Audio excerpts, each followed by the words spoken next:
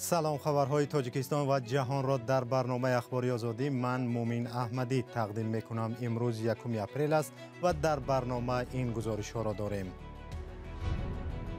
این دفعه نیز دسترخوان روزه‌داران خردتر می شود. نرخ مواد خوراکواری که در اول ماه گذشته بلند رفت در عرفه رمضان پایین نشد.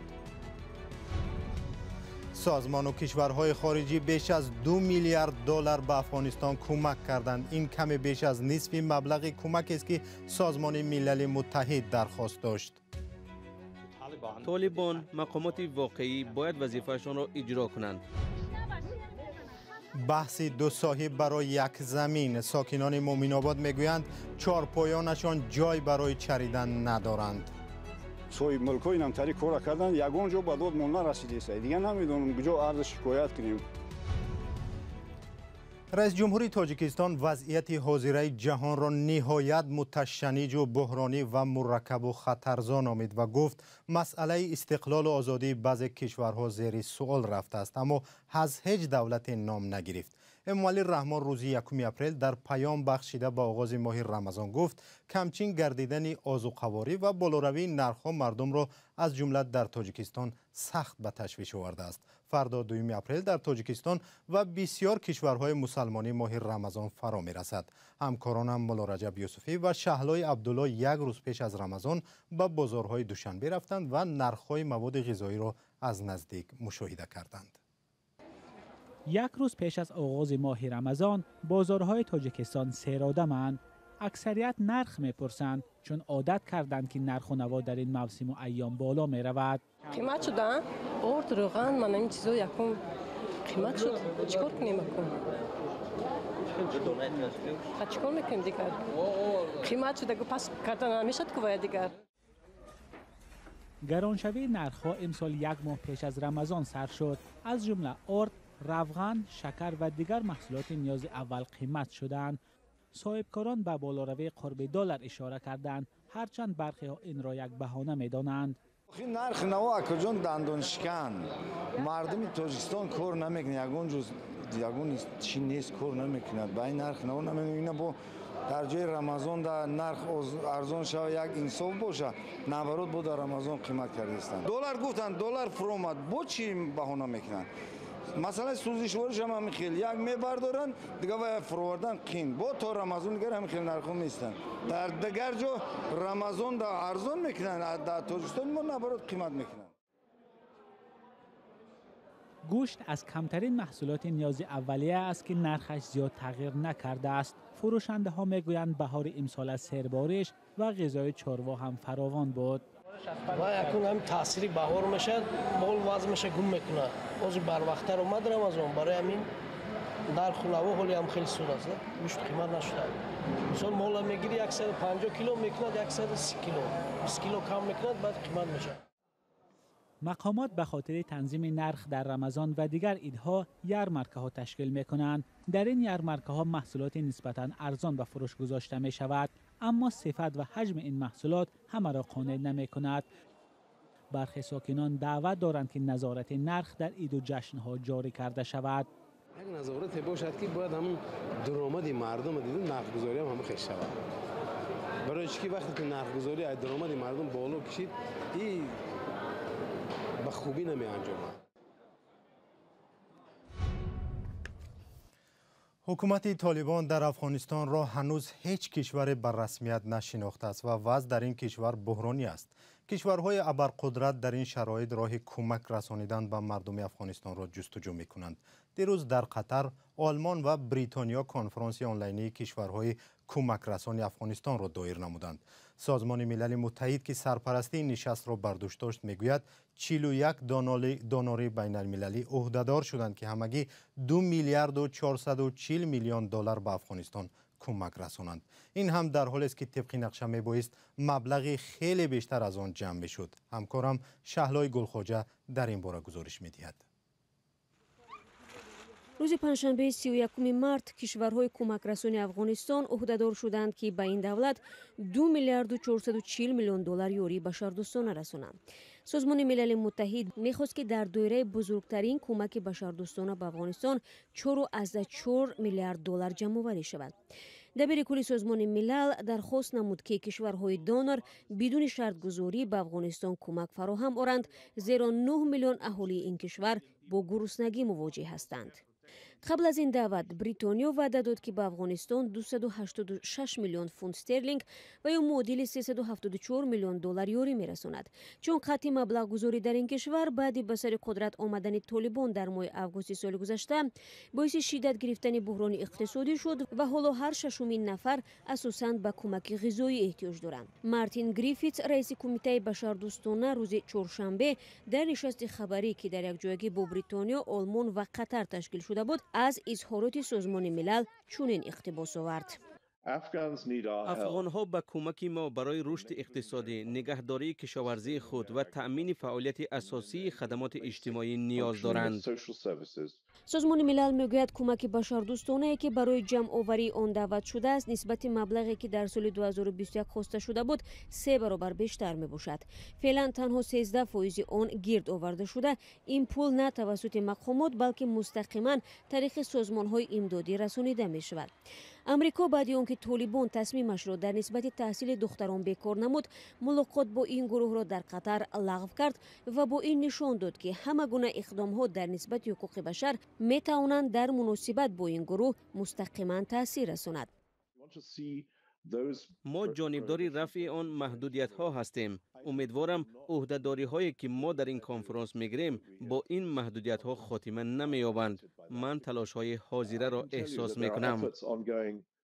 ӯ даъват кард ки бо ин маъмурияти исломӣ ҳамкорӣ роҳандозӣ гардад то роҳи ҳалли санҷидае барои бурунрафти афғонистон аз инзиво ки дар оянда азобу уқубат меорад пайдо шавад.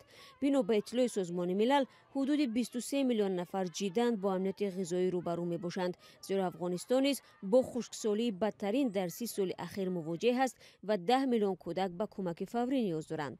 сухангӯи вазорати хориҷаи олмон Риклф Бойтин аз ҷаҳониён хост ки ба ҷамъоварии 4,4 миллиард доллар ҳамроҳ шаванд, аммо афзуд толибон мақомоти воқеӣ бояд вазифаашонро иҷро кунанд, мардуми худро ҳифз намоянд ва дар иҷрои ин корҳо ба созмонҳои башардӯстона кӯмак расонанд.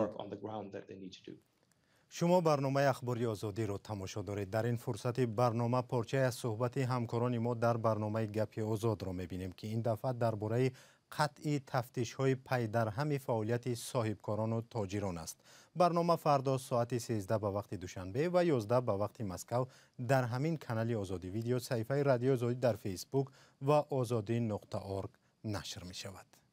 ҳозир кумитаи андоз чунин шудааст ки чихел вақтои Чингизхон вақте ягон мамлакатро вай мекард, ғасб мекард, ба ҳар як ки вай меспурид, андоз меспурид, ҳатман бояд спурад. муҳтарам Усмонзода, шумо вакили парлумон ҳастед. чаро вакилон ва аз ҷумла худи шумо ҳамин масъалаҳоро бо намояндагони ҳукумат дар миён намегузоред? онҳоро даъват карда намегӯед ки ин гуна санҷишҳоро кам кунанд, монанд ки мардум корашонро пеш баранд, як кори озодона, як фазои озодтар барои соҳибкорҳо пеш биёд? чаро? мо садҳо бор гуфтем, садҳо нафар аз кор масалан озод шуданд.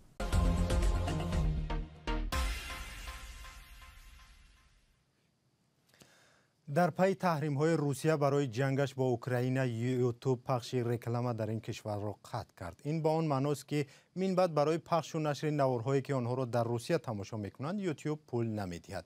ин вазъ ба кори блогерони тоҷик ки аксари муштарионашон дар Русия буд таъсир гузоштааст. Далери Имомалӣ, хабарнигори тоҷик ки кор дар расонаҳоро тарк кард ва ба блогерӣ машғул шудааст, мегӯяд аввали моҳи март даромадаш ба 0 баробар шуд. ӯ яке аз садҳо блогери тоҷик аст ки ба масъалаҳои иҷтимоӣ ва сиёсӣ даст мезанад. қабл аз барнома аз Далер пурсидем ки чун аксар бинандагони саҳифааш аз Русия ҳастанд, чӣ роҳи ҳаллеро пайдо кардааст? мо бештар таблиғ карда истодаем ки мардум видеоҳои моро, гузоришҳои моро тавассути барномаи VPN ба YouTube дохил шуда тамошо кунанд. фикр мекунам ин яке аз роҳҳое ҳаст ки мо мехоҳем дубора ҳамун даромади қаблимонро ба даст биёрем то ин ки барои бозам фаъолиятҳои баъдимон он даромадҳоро харҷ намоем. در تاجیکستان اکثر رسانه‌های مستقل محلی در چند سال اخیر یا بسته شدند و یا دیگر فعالیت‌های جدی ندارند. در چند سال اخیر بلاگرها فعال شده بودند و نوارهای کسبی نیز پخش می‌کنند. مثلا نوارهای دلیر امام علی که مشکلی‌های اجتماعی را بررسی می‌کند خیلی بیننده دارند. از دلیر امام علی پرسیدیم که اگر وضع چنین ادامه پیدا کند آیا این به وضع آزادی بیان که تا جای آن را بلاگرها به وجود آورده بودند تأثیر می‌رساند یا نه؟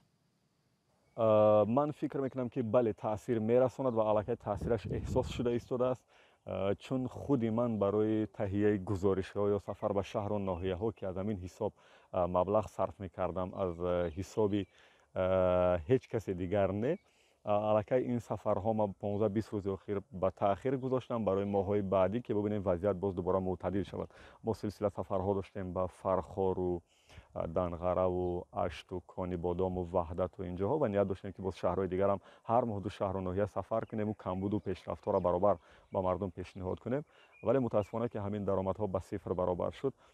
ما الکی این سفرهایی که خرج زیادی دارد موندیم برای روزی بعدی که دوباره اگر حالت معتدل شد و مردم با VPN ما را ببینند و ما باز این سفرها را دوباره برقرار کنیم. تشکر. دلیر امام علی بلاگر فعال تاجیک بود که از دوشنبه با ما صحبت میکرد. مقامات ناحیه مومن آباد بیش از 300 هکتار زمین را به 2 نفر حجت کردند که این در میان ساکنان یک دهه بحث ایجاد کرده است. همکارم محمود جان رحمتزاده به این دهه سفر کرد و بحثی طرفها را ثبت کرد. تفصیلات را پیشنهاد شما میکنیم. اینجا ساکنان دهه کلدمان جماعت شمس‌الدین شاهین ناحیه مومن آباد برای زمین بحث دارند. مقامات هم همراه مصطفی دولتوف، کارمند سود اجراچی شهر نورک و ساکن مومن آباد برای حل قضیه آمدند. دولتوف با ساکنان دعوا دارد که او طبق قرار حکومت در دهه کلدمان زمین گرفته است. حالا بحث ساکنان سر 316 هکتار زمین می رود. زمینی که به گفتهشان سال 2015 با قرار رئیس ناحیه همچون چراگاه به آنها داده شده است. اما به گفته ساکنان مقامات سال 2021 از بالای حجت آنها به مصطفی دولتوف حجت کرده داده است. اکنون همین دو حجت برای یک زمین بحث برانگیز شده است. ما ایام رئیس ناحیه سر کاغی تو پراتور ناحیه تو رئیس ولایت تو دستگاه جنوبی ولی نوشتیم. خیر ما علیق میدونم که جنوبی ولی در رستگی نیست، نباشد جنوبی ولی ما را در میدان نمیپرته هیچ وقت. با آمدن افراد بیگانه به دهه کلدمان ساکنان همین گونه جمع میشوند. آنها نمیگذارند کسی زمینشان را صاحب شود. ای 200-300 گوسپند اینجا 400 خوجگی ای. اونم صاحب ملکای نمتری کار کردن یگان جا به داد مون نرسیده است. دیگه نمیدونم کجا عرض شکایت کنیم. خانه تاجیک در کاموزه 6 فرزند است. مصطفی دولتوف نفری که حالا از بالای قرار ساکنان کلدمان قرار دارد بوز و گوسفندش را به زمین وارد کرده است. قصد دارد رمای گوسفندها میسازد. اما ساکنان پیش راهی کمز را گرفتند تا خویش را وارد زمین نکند. اما در حکومت مومن آباد گفتند که او برعکس برای بیکار کردن زمینش عریضه نوشته است. 3 نفر شهروندایی که زمینا را داشتند با خواهش خودشون آمده عریضه پیشنهاد کردند که محترم رئیس بنابر سبب اونی که ما از عهده همین اداره همین زمین استفاده همین زمین نمیبریم، ما از شما خواهش میکنیم که همین زمینای ما را به فوند مخصوصی ناحیه بگذارونید. رئیس ناحیه ماه سپتامبر با یک قرار خود حدود 5 هکتار خوجگی دهقانی مصطفی دولتوف را بیکار کرده است. اما در پشت این قرار برعکس نشان داده شده است که او برای گرفتن 300 هکتار زمین عریضه پیشنهاد کرده است. طول 2 روز تلاش کردیم که با مصطفی دولتوف طریق تلفنی صحبت کنیم اما موفق نشدیم. رئیس ولایت ختلون نیز از تقسیم نادرست زمین از سوی رئیسان در ولایت اظهار نگرانی کرده بود. در واقع تشوار است. نزدیک 40 فایزی همون موقع ها قراری بیکار شده با رئیسان حوزه فعالیت کننده دخل دارند. این بار اول نیست که قرارهای داده رئیس ناحیه مومن آباد بحث برانگیز می شود. ساکنان کلدمان میگویند که آنها اگر حجت نمی داشتند هیچگاه شکایت و دعوا نمی کردند. محمود جان رحمتزاده، آزادی، مومن آباد. بینندگان عزیز، برنامه اخباری آزادی اینجا پایان یافت. خبر و گزارش‌های دیگر را در سامانه رادیو آزادی و در فیسبوک و یوتیوب و تلگرام ما دسترس و مطالعه کنید. خوش و خوب و کامگار. خدا نگهدار.